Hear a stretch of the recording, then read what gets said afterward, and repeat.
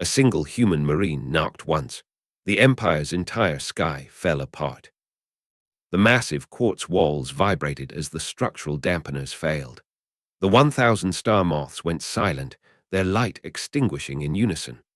Commander Elias Thorne stood at the center of the hall, looking at the ceiling, as the 80,000-year-old machine of the Empire ground to a permanent, irreversible halt. I wish I could tell you it ended there.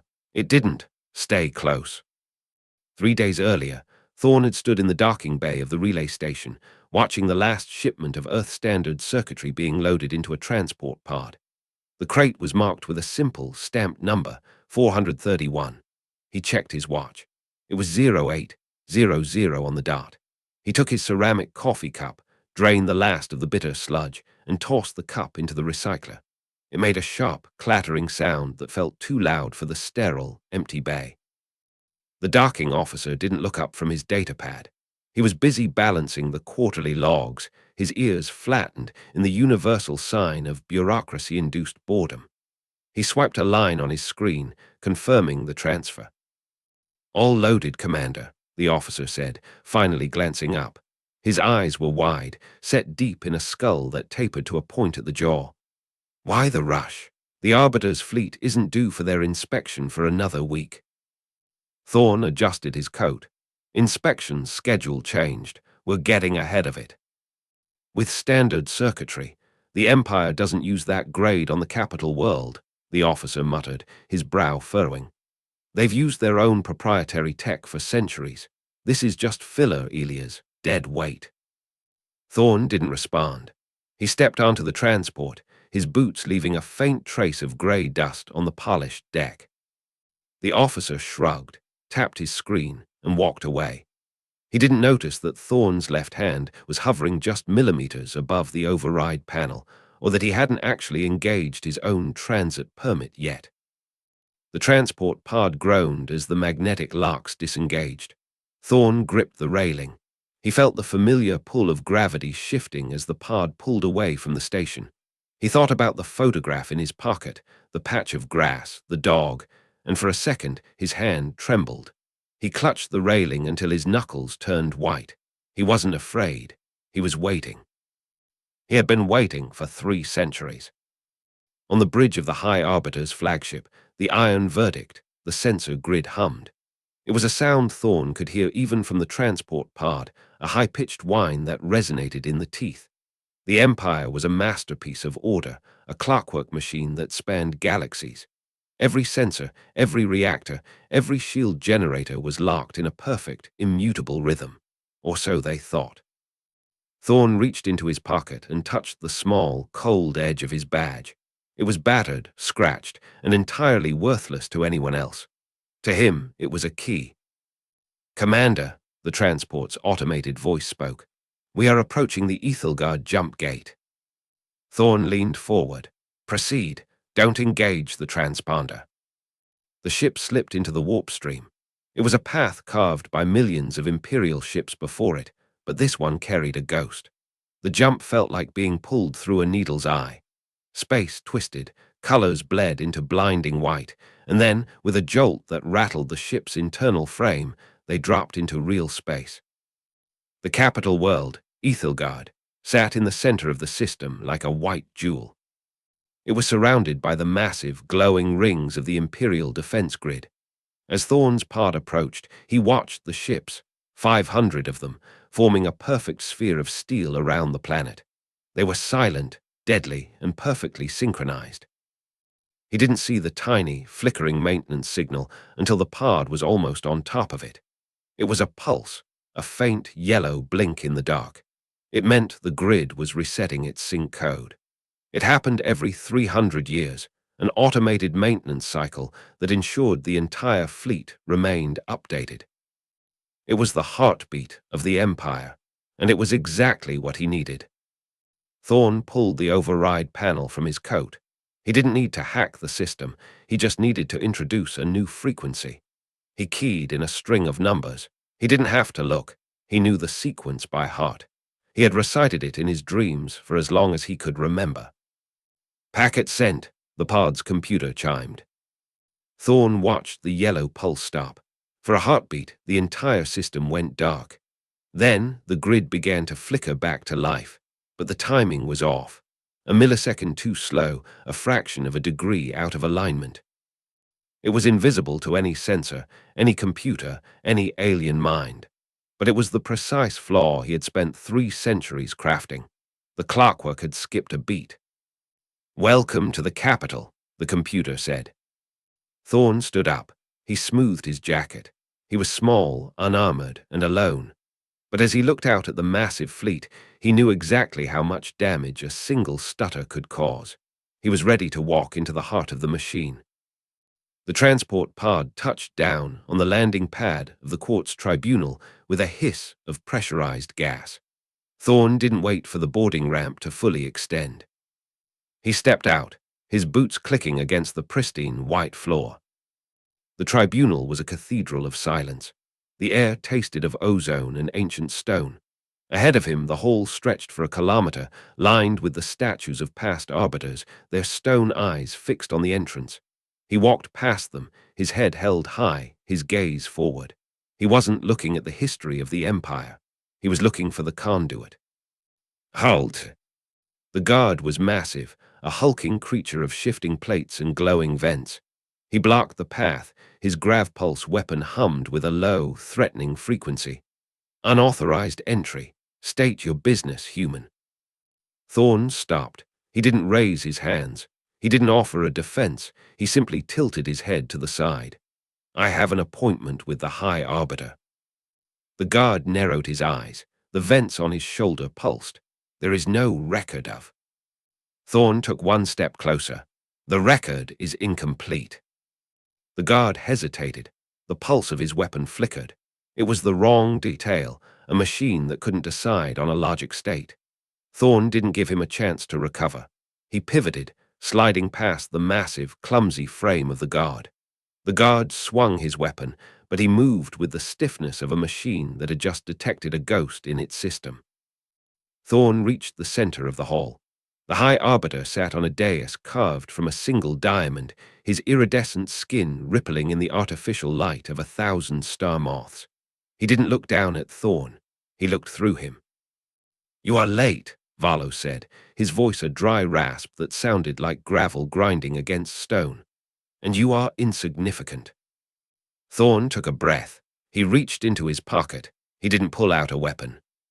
He pulled out the ceramic cup he had retrieved from his bag. He set it on the floor. It was a mundane object, chipped and faded, a stark contrast to the opulence of the room. It looked like a mistake. It looked like a signal. "I'm not here to negotiate," Thorne said. "I know," Valos replied, finally turning his head. His eyes were multifaceted, glowing with a cold, pale fire. "I have read your file. Marine, 34 years of service.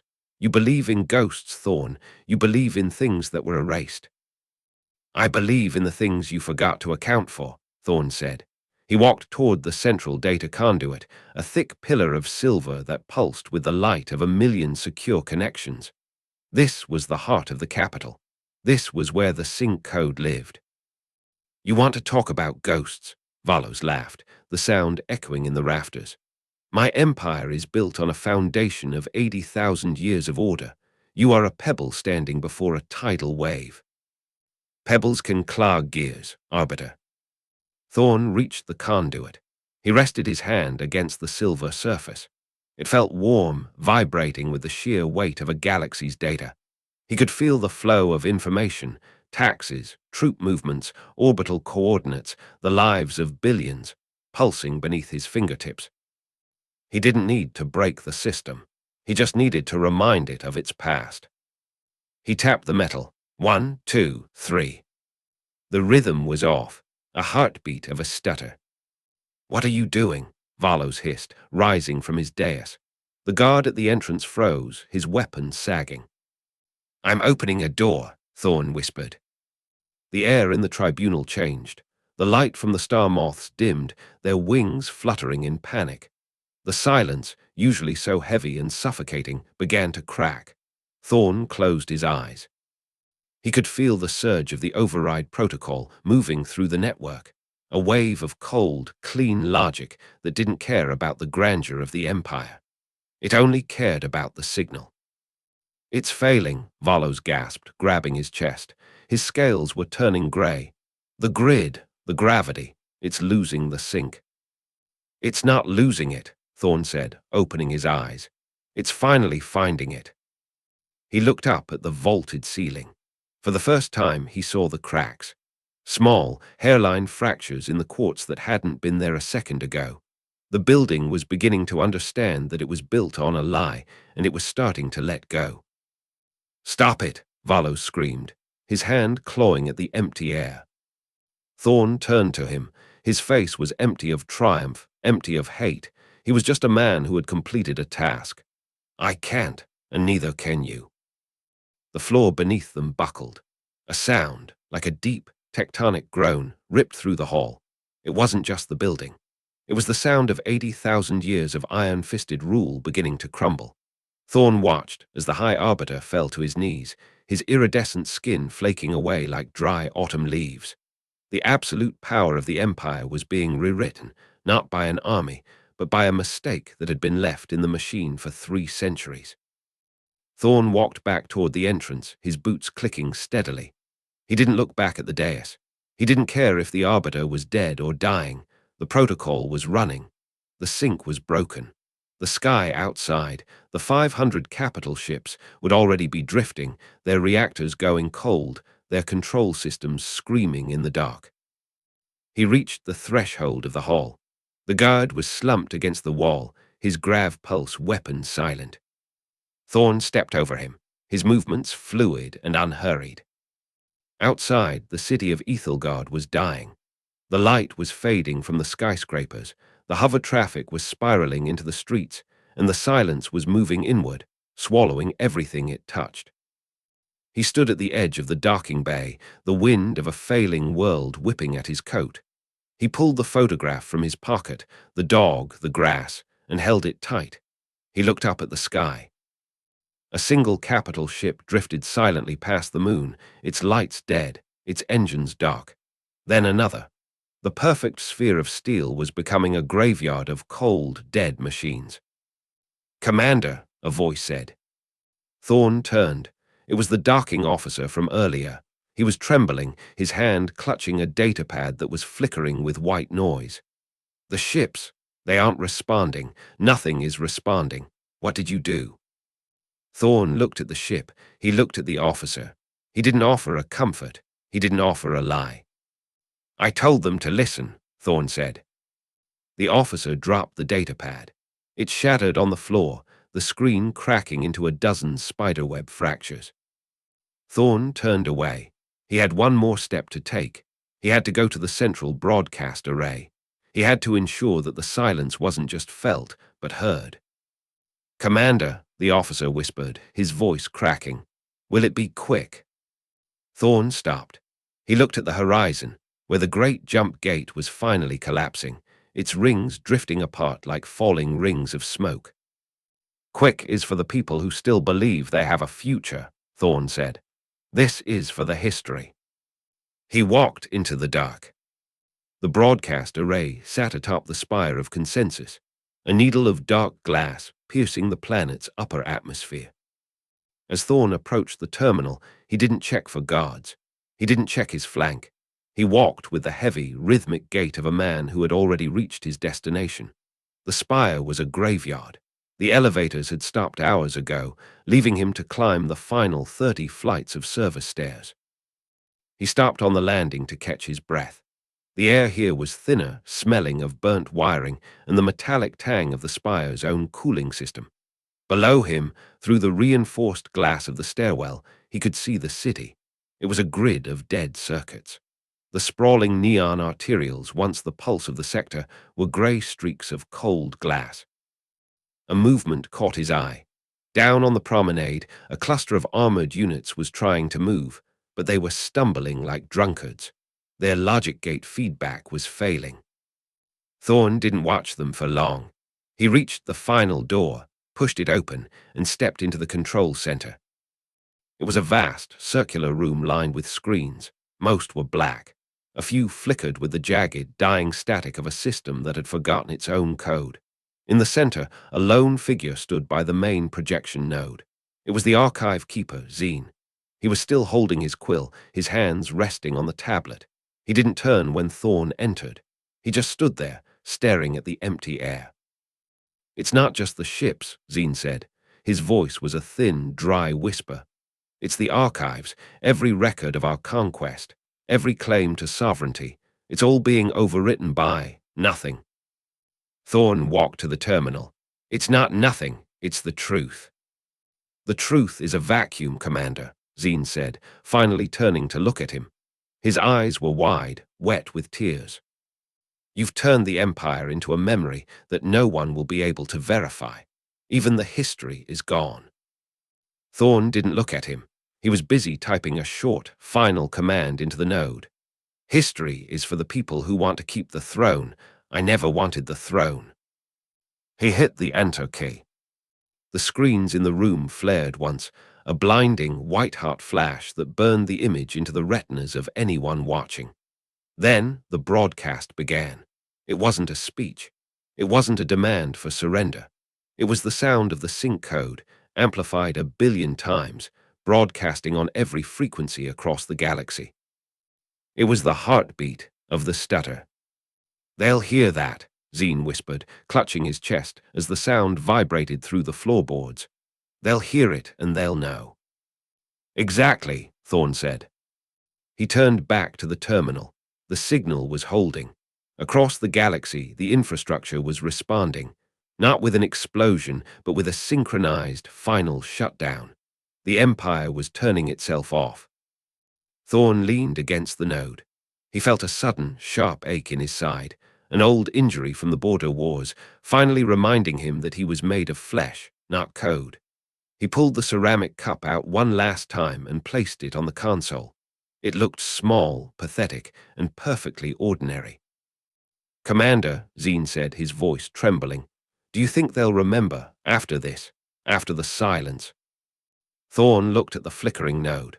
The signal was reaching the outer rim now. The transmission speed was staggering. He could see the data rate dropping as the relay stations in the Perseus arm went dead. "They won't remember the Empire," Thorn said. "That was the point." Suddenly, the floor beneath them lurched. A secondary explosion rocked the spire, not from Thorn's protocol, but from the crumbling foundations of the city itself.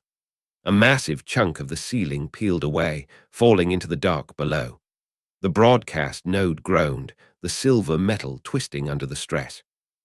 Thorn grabbed the edge of the console to steady himself. He looked at the main transmission gauge. It was at 92%. He needed 10 more seconds.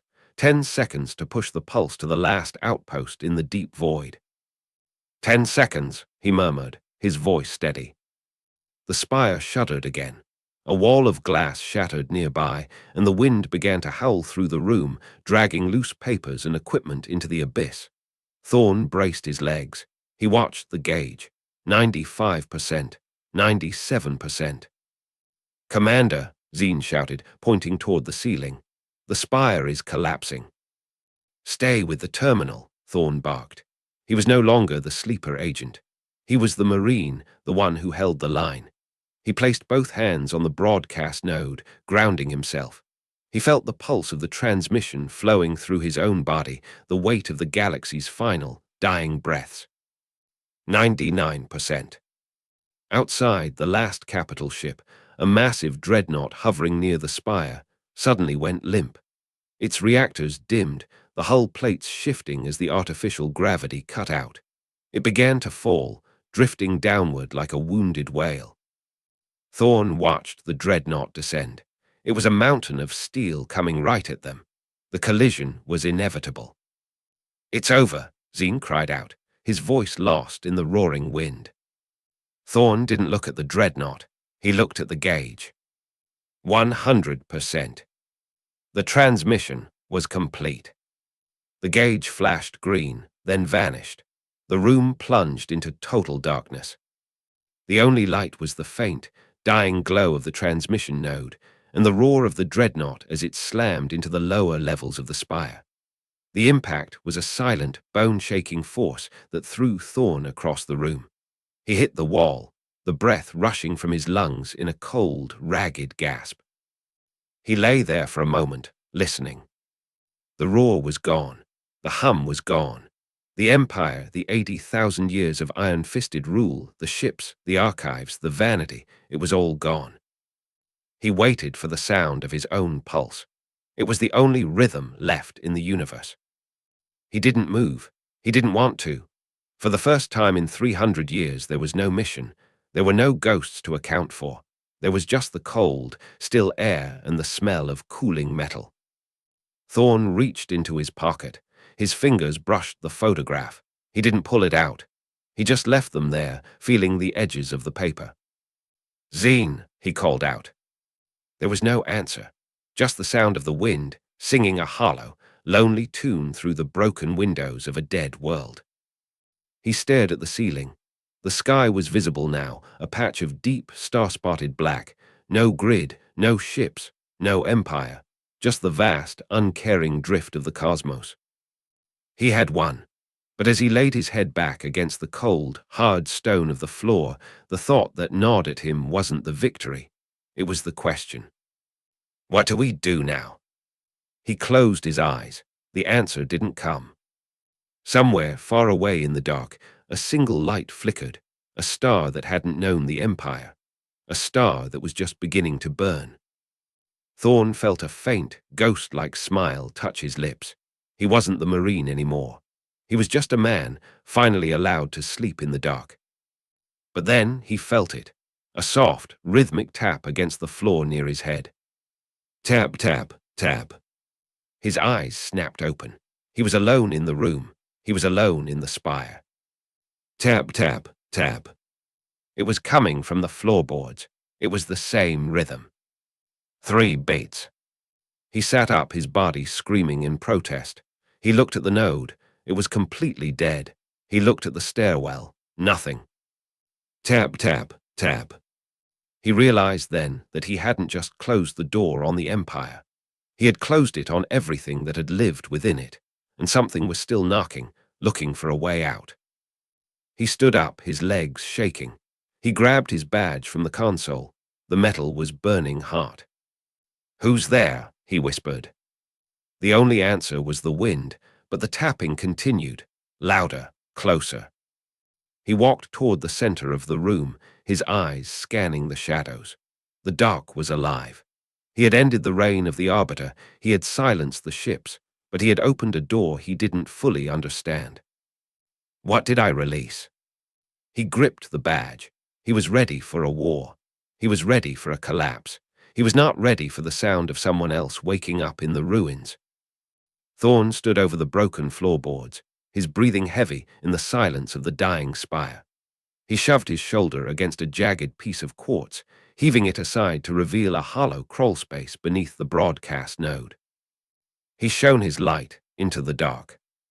A small, rectangular box sat in the dust. It wasn't Imperial tech. It was old, forged from simple iron, marked with a single, handwritten symbol, the same one he had drawn on the photograph of the dog. He reached down, his fingers shaking as he lifted the box. The tapping grew louder, a frantic rhythm against the metal casing in his hands. It wasn't a signal, it was a countdown. Inside the box lay a simple mechanical timer, its gears rusted, its springs coiled tight. Taped to the lid was a note in his own handwriting, the ink yellowed with age. If they hear the heartbeat, they will look for the source. If they look for the source, they will find the start. He understood it then, the hidden layer of his entire existence. He hadn't been sent to stop the Empire. He had been sent to anchor a trigger that would bring it all down to ensure nothing ever grew in its place. The Empire had been a forest of iron, and he was the fire that cleared the ground. But the fire didn't care what else it burned. The box ticked once, a final metallic snap, and the gears went still. He looked up. The spire was leaning now, the structural stress screaming in the distance. He had paid for his victory, but he had spent his soul to do it. He turned to leave, but his foot struck something on the floor. He looked down. It was the ceramic cup. He had forgotten it. He stared at it, a tiny, fragile human thing amidst the ruins of a 1,000-year-old spire. He reached down and picked it up. His thumb traced the chip in the rim. "Commander," the ghost of Zine's voice seemed to echo in the rafters. "Is this what you wanted?" Thorn didn't answer. He walked to the edge of the jagged opening where the spire met the void. Below, the dreadnought was still smoking, its wreckage buried deep in the lower administrative levels. He placed the photograph on the edge of the console, the dog in the grass. The sun was forever shining in that picture. He stood there watching the stars. They were indifferent. The galaxy didn't care that the Empire was dead. It didn't care that he had waited 300 years to kill it. It just spun, silent and vast. He reached into his pocket one last time. He gripped the badge. He didn't throw it away. He let his hand relax, and the metal slid through his fingers, falling into the black, lost forever in the belly of the ruined city. The air in the room was growing cold, the last of the spire's internal heat leaking out into the night. He didn't wait for the spire to fall. He stepped out onto the balcony, looking over the gray, dead, sprawling city. The silence was absolute. He sat down on the edge of the quartz floor, his legs dangling over the abyss. He watched the horizon. In the east, for the first time in 80,000 years, the sun began to rise over a city with no masters, no fleets, and no history. He leaned back against the shattered frame of the window. The light hit the floor, turning the gray dust to gold. He closed his eyes, listening to the quiet. He didn't move.